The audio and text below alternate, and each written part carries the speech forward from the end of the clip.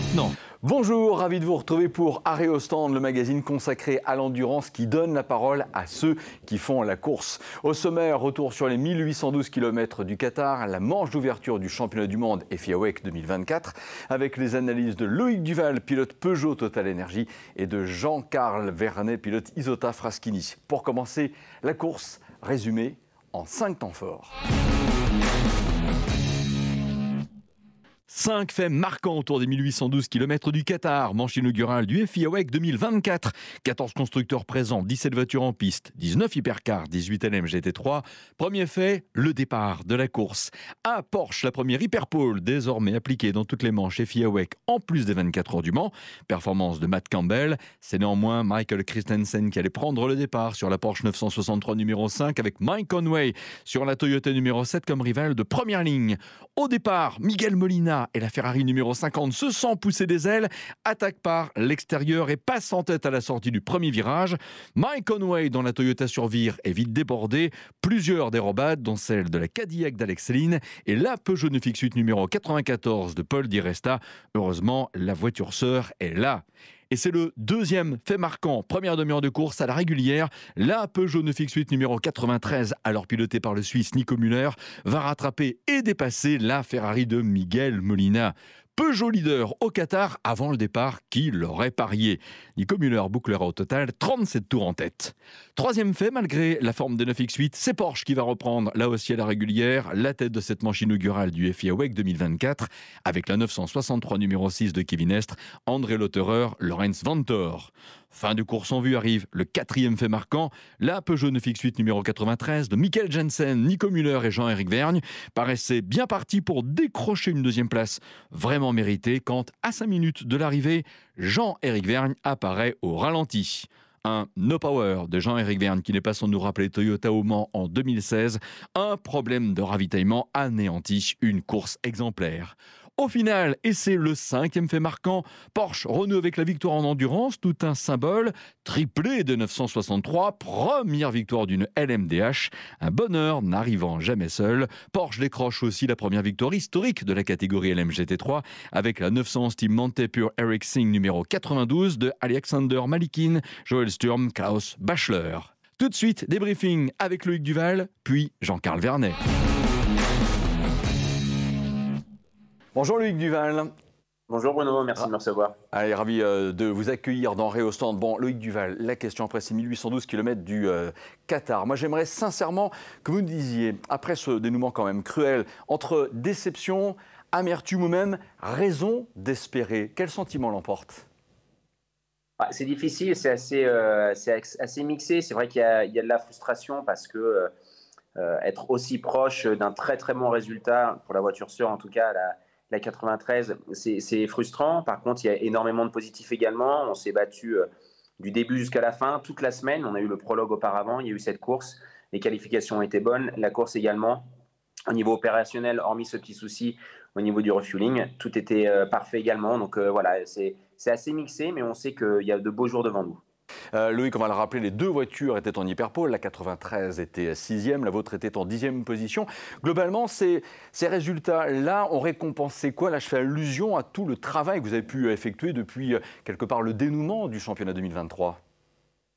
En effet, ça a été un travail de longue haleine. C'était compliqué l'année dernière. À la première course à Sebring, on s'est rendu compte qu'on n'était pas du tout là où on souhaitait l'être. Il y a eu beaucoup de travail depuis.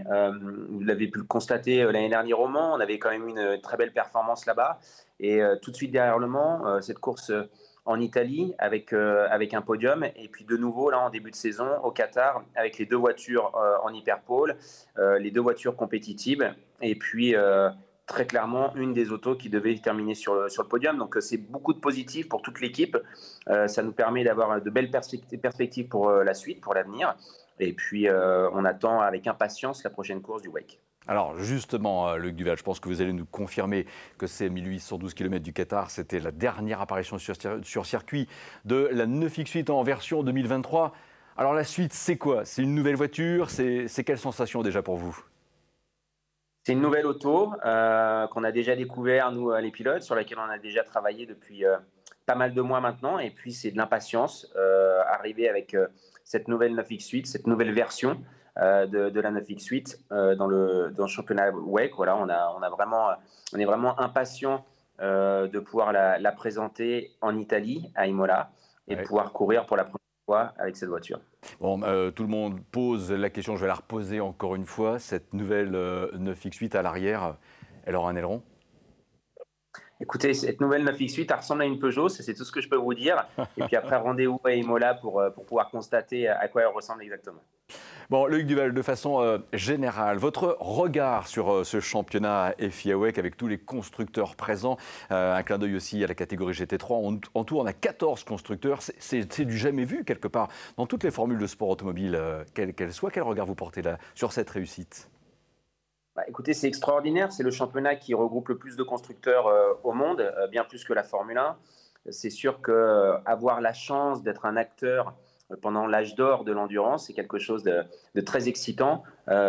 Pour nous, en tant qu'équipe, à titre individuel aussi, c'est vrai que c'est une chance de pouvoir être présent, qu'il y ait autant de compétiteurs, de constructeurs de qualité, d'équipes de qualité, de pilotes également de qualité. Donc c'est une vraie satisfaction. Et puis on peut voir que déjà, lors de ce premier rendez-vous au Qatar, il y avait de belles performances, il y a eu de très très belles bagarres. Et tout ça, ça va monter crescendo tout au long de la saison. Donc on est tous impatients d'en découdre, et puis aussi impatients de revenir au Mans avec un plateau comme celui-ci. Allez, réponse en quelques mots, Loïc Duval, c'est 24 heures du Mans 2024. Vous rêvez, vous pourrez les gagner? Écoutez, au Mans, tout est possible, on le sait. Le Mans choisit un petit peu son vainqueur, donc il va falloir bien travailler, tout mettre dans l'ordre. Mais en tout cas, l'objectif, il est certain pour nous tous, c'est de gagner cette course. Il n'y a qu'un objectif pour Peugeot Sport, c'est de gagner les 24 heures du Mans. Et puis après, potentiellement, essayer de gagner le championnat du monde. Mais on est tous là pour ça, en tout cas. On est tous sur le même bateau et on va essayer de s'en donner les moyens. Merci beaucoup, Loïc Duval. On vous dit à très bientôt dans Aérostand. Tout de suite, entretien avec Jean-Carl Vernet. Oui, c'était comment ces 1812 km du Qatar pour Isotta Fraschini et pour Jean-Carl Vernet. Parlons-en avec vous, Jean-Carl. Bonjour, Jean-Carl Vernet. Bonjour Bruno, bonjour à tous. Bienvenue dans Arrêt au stand. Avant évidemment d'évoquer le résultat brut de ces 1812 km du Qatar. Jean-Carl Vernet, pour vous, être dans ce championnat FIA WEC 2024, ça représente quoi? C'est un plaisir, un honneur, une fierté aussi de pouvoir revenir dans le championnat du monde d'endurance, surtout dans la catégorie Rennes, la catégorie phare hypercar. Cette année, ça va être... Bon, l'année dernière, c'était le centenaire. Cette année, il y a 19 voitures sur la grille, donc c'est quand même assez exceptionnel. C'est du jamais vu jusqu'à présent. Et d'en faire partie, forcément, oui. Beaucoup de fierté. Après, je me suis bien battu pour y arriver. Et voilà, maintenant, il n'y a plus qu'à...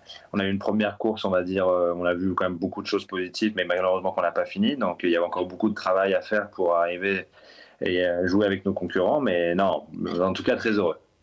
Jean-Carl Vernet, c'est vrai que par rapport aux forces en présence, j'ai envie de dire, Isotta Fraschini, c'est un petit peu le petit poussé dans ce beau challenge à relever et qui est relevé d'ailleurs avec le team Duquesne. C'est ça ma question. Le team Duquesne fait quoi, apporte quoi dans ce challenge Isotta Fraschini?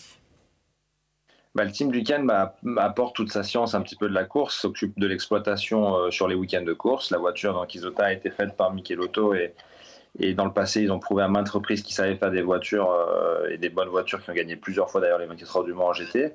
Et voilà, après, ils ont un manque d'expérience, on va dire, d'exploitation sur les meetings de course. Et c'est pour ça qu'ils ont voulu s'allier au team Duquesne.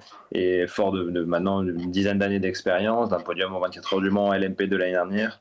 Et voilà, c'était un peu l'idée d'essayer de prendre les points positifs, l'expérience des deux entités pour avoir un groupe solide et complet.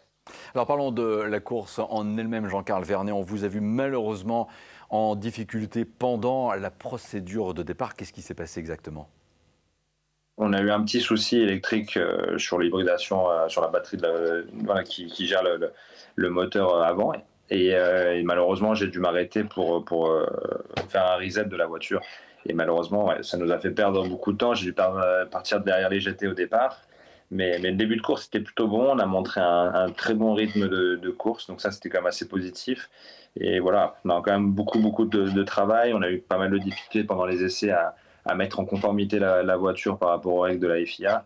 Et ça nous a fait perdre beaucoup de temps voilà, pour se préparer correctement pour la course, pour les qualifications. Et puis surtout, on se bat contre des mastodontes, des constructeurs qui ont beaucoup plus de moyens que nous, beaucoup plus de ressources. Mais bon, c'est pas pour ça qu'on se plaint. On est plein de motivation et de détermination et on espère bien y arriver avec un travail acharné. D'ici à Imola, la prochaine course le 21 avril, il va se passer quoi au sein de l'équipe et avec Isotta Fraschini?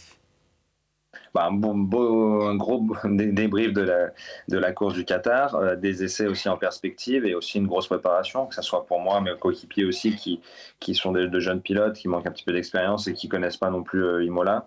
On a pu s'apercevoir que si on va avoir une chance, il faut avoir un trio qui soit extrêmement performant et une équipe soudée puisque la compétition est telle que ce sera impossible d'y arriver sans ça. Donc beaucoup de travail, ça c'est l'objectif, mais on a vu qu'on avait le potentiel, donc c'était super positif et on peut se baser un petit peu sur ce qu'on a vu au Qatar pour continuer à progresser. Alors, gageons que ça se passera en effet mieux à Imola le 21 avril. Merci beaucoup Jean-Carl Vernet, on vous dit à très bientôt dans le stand. Bye bye. Avec plaisir, au revoir. Tout de suite, quelques infos en bref. En bref, après le Qatar, la deuxième manche du championnat du monde d'endurance FIA WEC se disputera à Imola, en Italie, le dimanche 21 avril. Durée de la course, 6 heures. Une semaine au préalable, il y aura le lancement de l'Européenne Le Mans Series, dimanche 14 avril à Barcelone. Course format 4 heures avec 43 voitures attendues, LMP2, LMP3 et LMGT3. Ce même week-end, en plus de l'ELMS, il y aura aussi les coups d'envoi de la Michelin Le Mans Cup et de la Ligier European Series. Au musée des 24 heures du Mans, la Ferrari 499P gagnante de l'édition du centenaire attire les foules. Bonne nouvelle, elle reste au musée un mois de plus. Vous avez donc jusqu'au 15 avril pour voir sur un même site les voitures des deux extrémités du palmarès de Ferrari aux 24 heures du Mans, en référence à la 166 MM gagnante en 1949 et à la 499P gagnante en 2023. Toujours au musée des 24 heures, l'expo consacrée au circuit 24 est elle aussi prolongée d'un mois. Juin 2024 est déjà dans tous les esprits. Parmi les travaux réalisés ces temps derniers sur le circuit des 24 heures du Mans, une réfection de la butte spectateur à la sortie du virage de Mulsanne, l'aménagement de nouvelles voies piétonnes dans la zone de Beauregard et début mars, l'installation du nouveau podium.